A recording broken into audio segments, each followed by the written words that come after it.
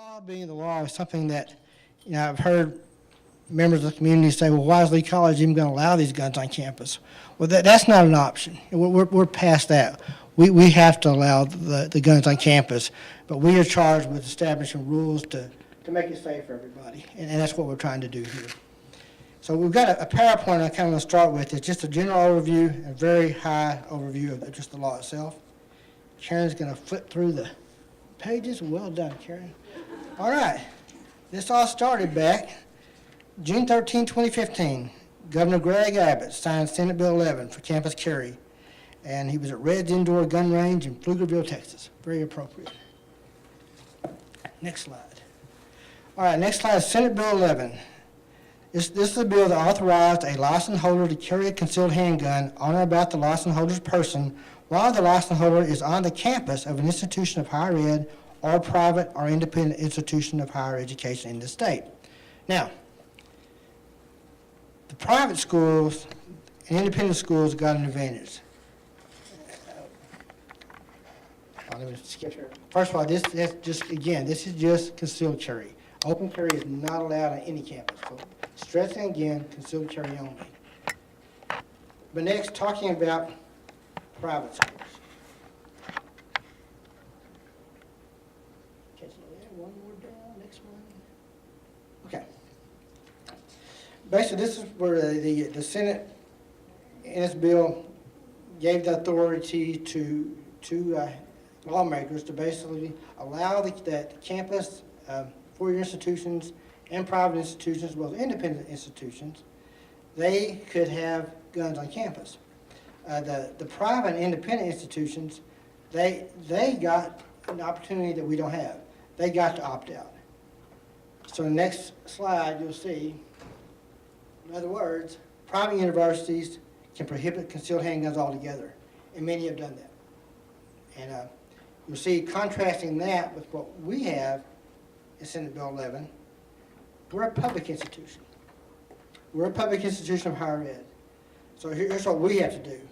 We consult with students, staff, faculty of the institution regarding the nature of the student population, the specific safety considerations, and the uniqueness of the campus environment. So that all being said,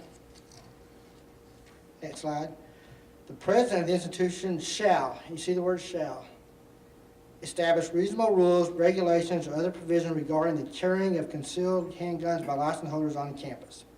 So you see that we, by law, this is a shall statement for us. We must do it. Hey, hello, Ehab.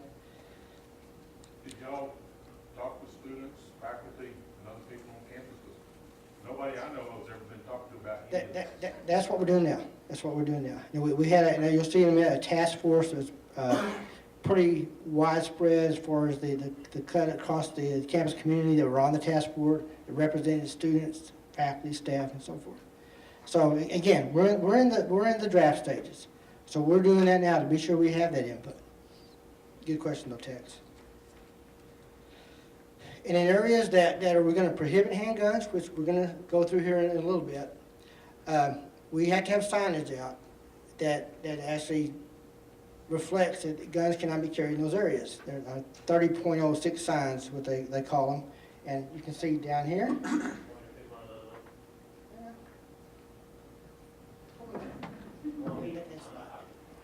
That's okay. We'll use them. You look comfortable.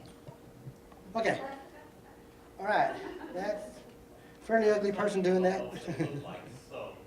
But that's the sign you're going to see all across campus in areas where you cannot carry a concealed handgun. And there are going to be very few areas like that, as you'll see in our presentation. But that's what you'll see. They're required to be posted. And there will be some instances where you'll see this sign posted temporarily because of maybe a specific event going on where we're going to prohibit handguns. So, thank you, Zay.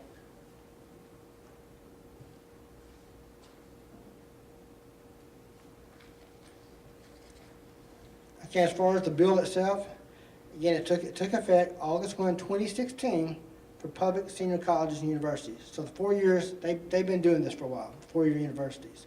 For us, August 1, 2017 is our start date. So we've had some time to sit back and watch if any mistakes they've made. We've been able to kind of improve upon that.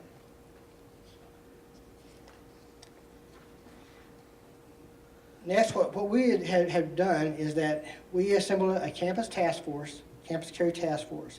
We've been meeting since about January to start developing a policy, a draft of policy, which we could bring to the campus to get that input. And we felt like we had to have something to start with before we could bring it to the campus. So this was our starting point. Our timeline on this, we want to have a draft to the board sometime in April.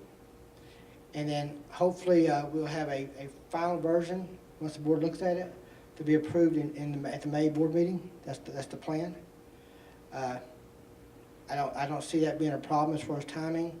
Even getting the input we have here now, we have plenty of time to insert any comments and so forth back into our plan. So that's where we're at now. We're trying to get this done by May so the board can approve it. That'll give us the summer to start educating our employees and our students and our staff, and then also to do all the communications can be necessary, get all the signage in place. So a lot's got to be done between, I guess, May and August when this thing is implemented. Just so you'll see on that slide, and I hope you all have a handout, you see the task force composition, and you can see it's a wide area of representation on this committee. And I apologize, no, it's on here. No, it's not on here. On the written copy, we left Thomas Butcher's name off, and Valerie's also, two students that represented Student Congress. And I apologize, guys, but it'll be on the final. Where's Thomas? Back to me, yeah. That's Thomas right there. His name is not on there, but he was very instrumental. He made every meeting, and it will be on the final production. Yeah, we did put it on the PowerPoint. It just didn't come out on the. Then here's a couple of stats I thought I'd just share with you before we really get into the meat of things. This was actually presented to us by the University of Houston Campus Police in a presentation back about a year ago. And it's a website from Texas Department of State Health and Human Services. And basically it shows what the projected Texas population was for 2015. Then it shows that the number of concealed handgun licenses that had been issued in Texas to that population. It's only about 3%, a little over 3% of the entire Texas population had the license itself. So if you look at, on the next page, go to the next slide. You look at our campus, remembering that 3% number, we have, and this is a little older, but we have 5,796 students on our main campus. We have 650 faculty and staff and employees, including part-timers. So we have a total population of 6,446. So using that 3%, if we just project that out, if it's accurate, we're looking at 193 actual concealed handgun license carriers on campus. So in the end, not a big number, you know, if it's comparable to what the state shows overall. But I wanted you to see that so you kind of see maybe what we're up against. And the last side, I want to point out that usually those that have the licenses, they're the good law-abiding citizens. So if you look in 2015, the total number of convictions in Texas for anything, 43,924. Of that group, those that had the concealed handgun license, only 108. So you're looking at less than 1% of the population.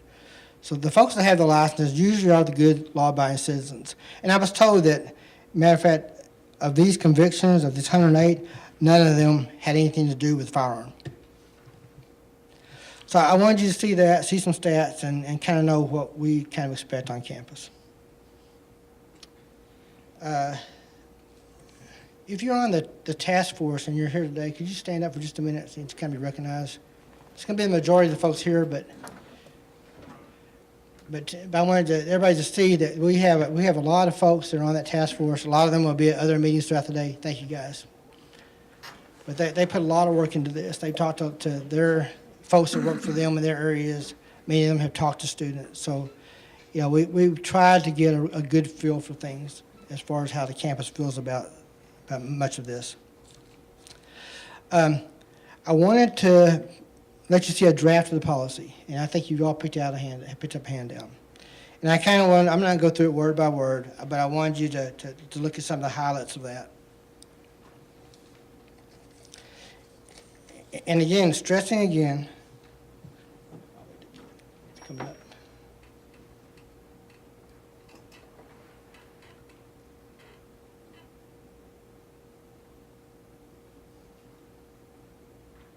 While you're getting that set up, I do have another question. Okay, fine. Will there be another meeting prior to the final draft going to? We're going to have surveys go out to everyone that's here and to the entire campus community so that they can have input. And other thing, this session right now is being videotaped. We're going to have a link to it on the website. And so we want to give folks that couldn't show up at these meetings a chance to, give some input. So we will be doing that, Tex. Good question.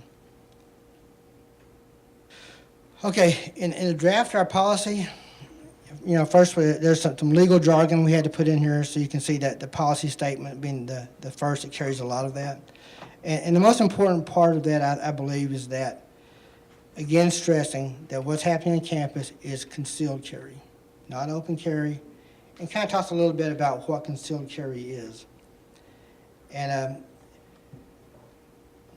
a person that carries a partially or wholly visible handgun intentionally or not knowingly displays the handgun in view of another person in a college district building, public or private driveway, street, sidewalk, walkway, parking lot, parking garages, so forth.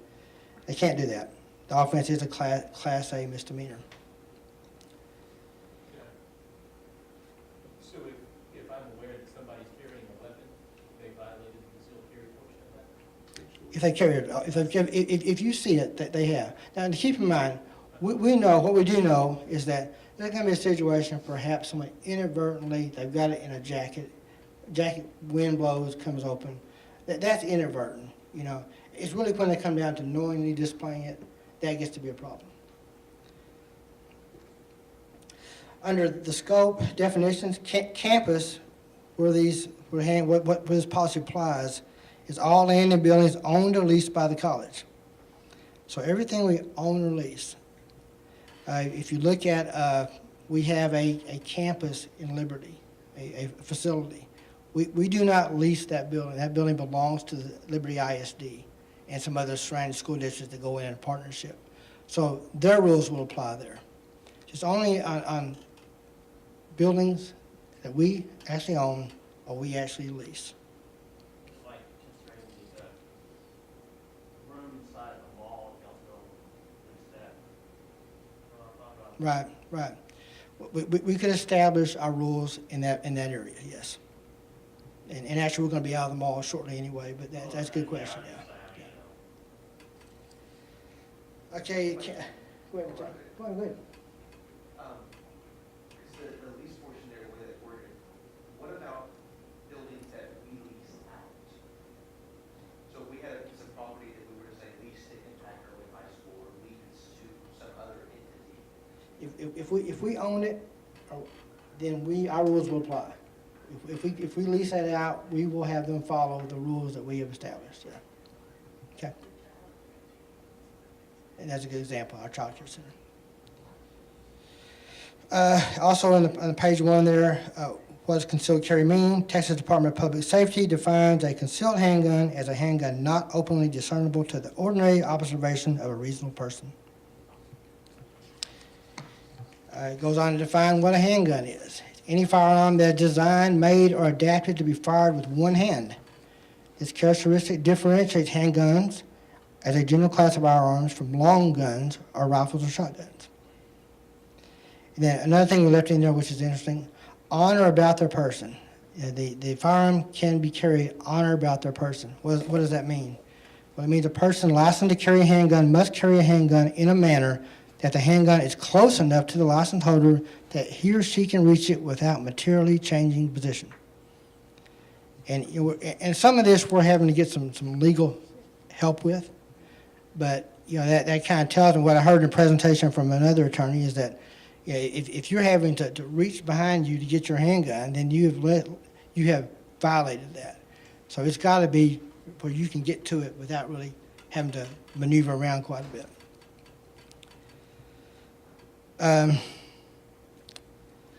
We left this place in our policy. We're going to, of course, have a website to go to with FAQs and so forth listed, our contact information, responsibilities and procedures under general safety. if you look at number 2 on the second page there, a license holder who carries a handgun on campus must carry it in a holster that completely covers the trigger and entire trigger guard area.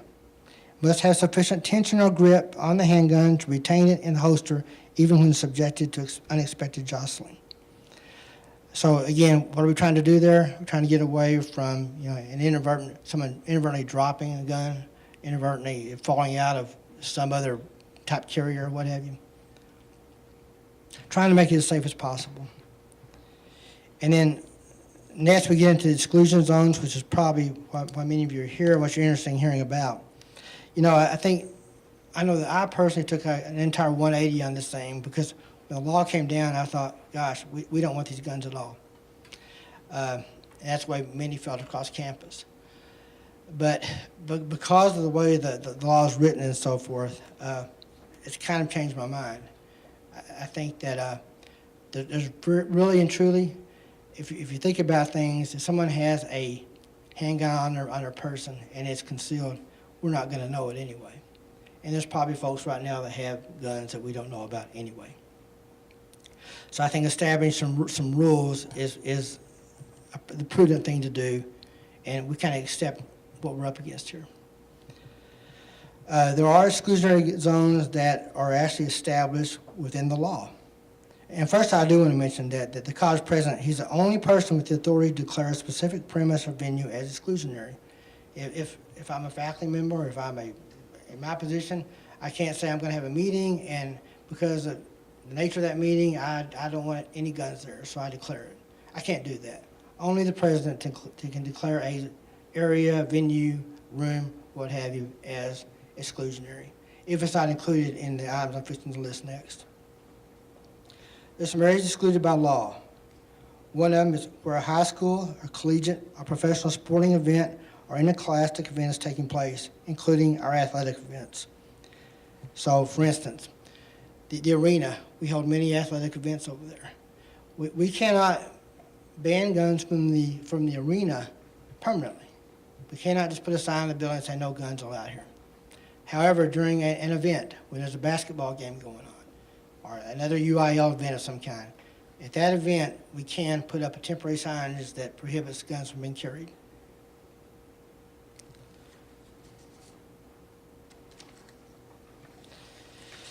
Also, the state law prohibits carrying handguns where any UIL sanctioned competition is being held and where any Board of Regents meeting is being held. Our board was pretty interested in that one. They even asked that question specifically. You can't carry guns in the Office of Student Conduct, and we'll have to define exactly where that is in our campus. Where any other official government meeting or judicial proceeding is being conducted, probably not going to happen here, but if it did, we've got it covered. And where polling is being conducted for local, state, federal elections. Those are the exclusions provided within the Texas state law. So next you're going to see some areas where we as a task force have kind of pointed out as additional areas we'd like to exclude. And again, this is not final. This is one of our first blushes at it. We'll have to get some legal help here just to be sure we're on the right track. And we want input from the campus to determine if there's other areas we ought to consider. First, the Diana Gray Daycare Center. That'll be off limits to guns. Performance venues, such as the Performing Arts Center, and other locations during ticketed events on a case-by-case basis if a temporary designation is obtained from the president. Typically, the law allows for prohibitions of guns where you have a ticketed event because you're bringing in the public. We thought the Lee College Testing Center upstairs in Rundell Hall, room 211, we prohibit guns there.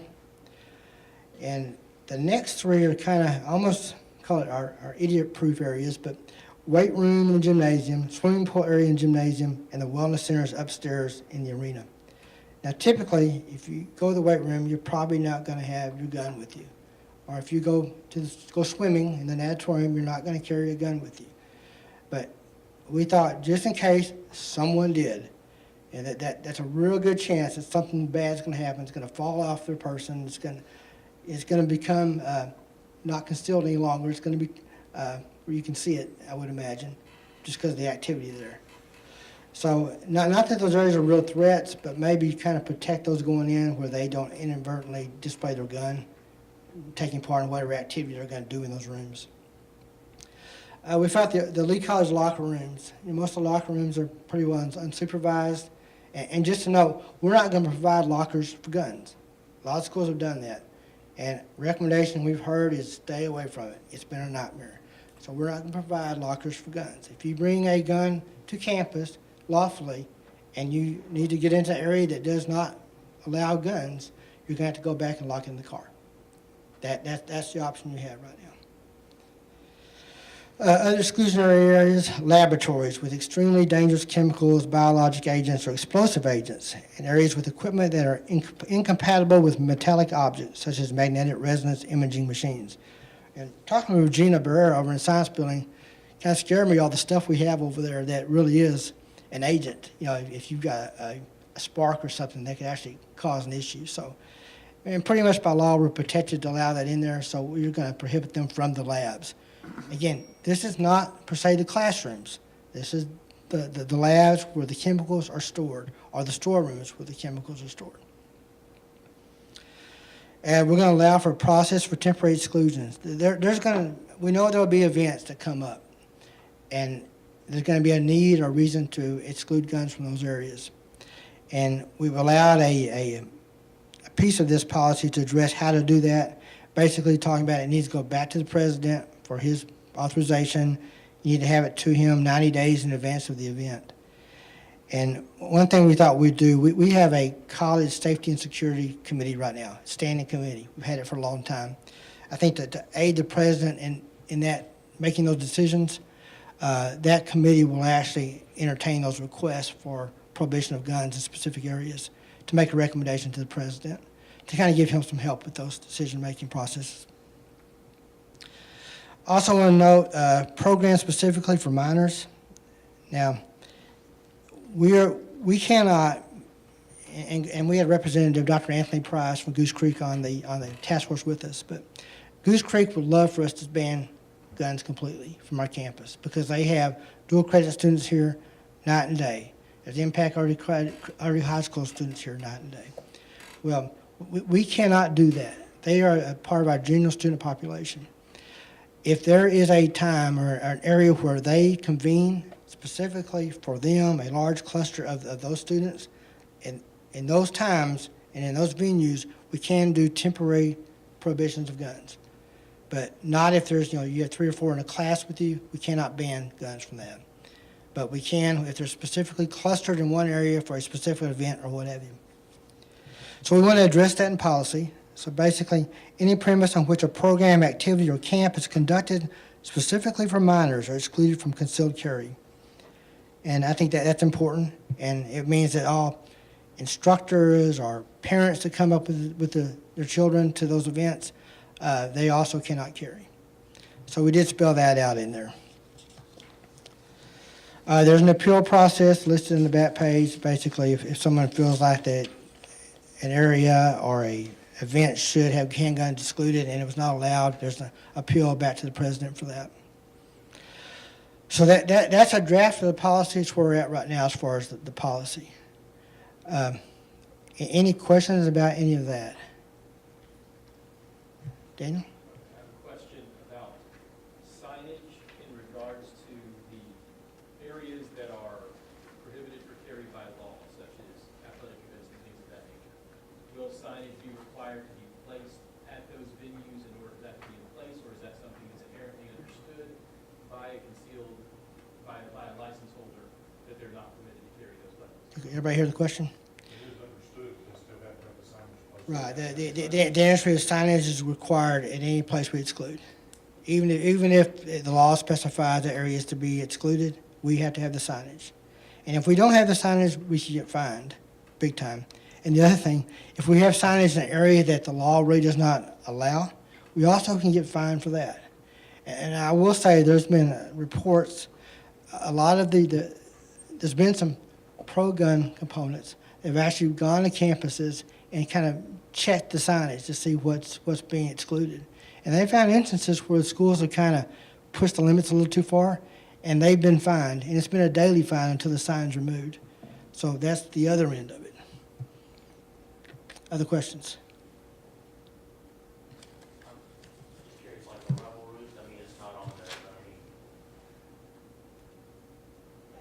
it will be, you can carry a concealed gun there. Well, I'm just surprised at that, just, to all the money. Granted, they're legal, people that are carrying guns should know better, but, Yeah, and that's a good question, and we actually talked about that a little, but, felt like, is there a danger there? There is some cash, yes, but I think we're okay with allowing them concealed there. because when I was doing my report, when I was talking to you and everything, somebody brought up the counseling center, in Rundle Hall, and granted, you have the Sesame Center on there, but I didn't know about it. Yeah, I well, was worried about the counseling center and the state law talks about offices of student conduct, and we're going to get some interpretation about if that encompasses the counseling center and financial aid, those areas that deal with students, and because we talked about actually putting the financial aid suite as an area that we prohibit handguns, because students get upset if they don't get their money. So that's something that we may actually insert back into this specifically. Good question, no. Other questions? Is there any recourse for anybody on campus if they suspect somebody is carrying a gun? First of all, you don't want to take matters in your own hands. At that point, what we say in our policy is basically ask security to take a look at it. And if Baytown PD needs to be involved, they would do that as well. But yeah, and that's the other thing, that those folks that are carrying a gun lawfully concealed, they're supposed to be able to do that without being pointed out, without anybody knowing about it. So we can't have faculty or employees asking students as they come into class, are you carrying or not? You can't do that. Well, my understanding is that's against the law. It is. For me to ask somebody. It is. I can be in trouble if I ask them. Yeah, and even so far as institutional liability for that. Now, is Captain Velez, does he have the right to ask that question as the person responsible for security? He does, yeah. But the rest of us, that's something we just stay with. We'll call Captain Velez. Just to clarify on that a little bit, I did get with Baytown PD in regards to that. I figured that would be one of the questions that they would ask. The response that I got was, if the policy that we put in place is higher than the state policy, they will not enforce it. However, if they are breaking a law, they act irate, they're in a threatening manner, then they will respond. However, it goes back to the signage. If they come into an area where there is not a sign posted, legally we cannot ask them to leave, even though there is signs posted, because they came in through an area that there was not a sign posted. It's a matter of having a conversation, letting them know you may or may not be aware that your gun is visibly showing, or and try to get compliance from them, which way we can. The easiest way, instead of trying to make it a big deal. But I don't foresee a real big issue with that. Again, other than ensuring that if it is a gun-free zone, every entry and exit must have a sign. That's gonna be my biggest thing, is which way did you come in through? Because the signs will be posted and they will say that by law you cannot enter that facility or area because it is legally binded by the sign. Again, so it's just basically in which way they came in and whether they noticed the sign put up or not. But Baytown PD will pretty much call, if you call 911, they will ask you, well, is this person in a threatening manner? Is he waving it around? Or you just happen to see it because he moved his jacket? So those will be questions that they will ask, and depending on your results, they may not respond. They'll just tell you to call us, and that's how we'll respond to that. Is it something that you would be able to ask in the event that you were called for a student that was disruptive, but there was no reason to suspect that they have a firearm? Are you allowed to ask that question just for your own safety? No, no. If they willingly show me, that is completely volunteer, but legally I cannot sit there and ask, well, are you a LTC holder? Or most of us a CHL holder, because by law we're not allowed to ask. And that's pretty much the same thing with Baytown. Unless they are in a threatening manner, they can't just come in and say, well, do you have one or not? I will say another thing. We talked on these signs. These signs are a big deal. Some schools are actually hiring, they have positions for sign people because the signs have to be at every exit entrance. And you think about even these temporary exclusions. That's where you've got to put them down during the event. You've got to take them up immediately after. And if you don't, that's where you get in trouble. And that's where some of the schools have been fined. They put them out like they should have, and then didn't have anybody go in and picking up the signs, and they got fined for it, for the number of days it was out there from that event. And there's people watching for that. So you've got some schools are actually hiring, they've got positions for signs. And I would hope that we don't get to that point. So who's gonna handle it now? Right now, it's going to be kind of a joint effort between security and maintenance. Yeah, And the signs have to be a certain size, have certain Exactly. lettering.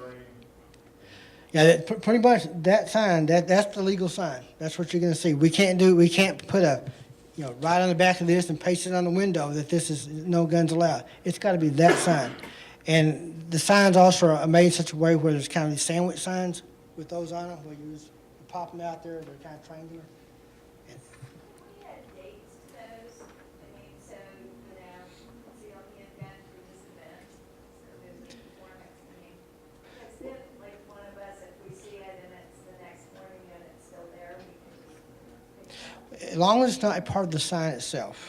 And we can do whatever we want kind of outside of the actual sign, Another one next to it, for example. maybe to help us out. That's possible, something we hadn't thought about. We could do that. But the sign itself, there is no leeway on that. It's got to be like that. Tex, you have another question? Yeah. That's the 30-6 sign. Are you also going to post the 30-7? Yeah, as a matter of fact, one of those signs is a 30-7 too, and it will be posted everywhere. 30-7 is the one basically talks about open carry. You cannot carry a gun openly on campus. They're both on there. Oh, it doesn't say I can't open it. Exactly, and that's why you have the 30-7. Yeah. Hey, Steve, Yeah. they're both on there. There's one that says campus concealed and one that says open carry.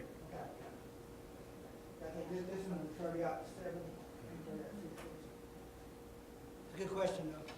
Because you're right. You may have some people that don't understand that there's a difference. I have a silly question. Nothing silly. So just out of curiosity, so a temporary signage, you always have the concern about somebody thinking it's funny to move them. Will there be some type of repercussion in place if somebody decided to tamper with that sign in that fashion? I think that would be a student issue that VP Sushan would need to handle. Yeah. I totally agree. I think, and there actually, and I don't know this or not, that may be a legal issue of breaking the law, which may involve more than just, local campus disciplinary action. That's the crux of the question. Right. And that's something I guess we need to verify. I don't know the answer to that.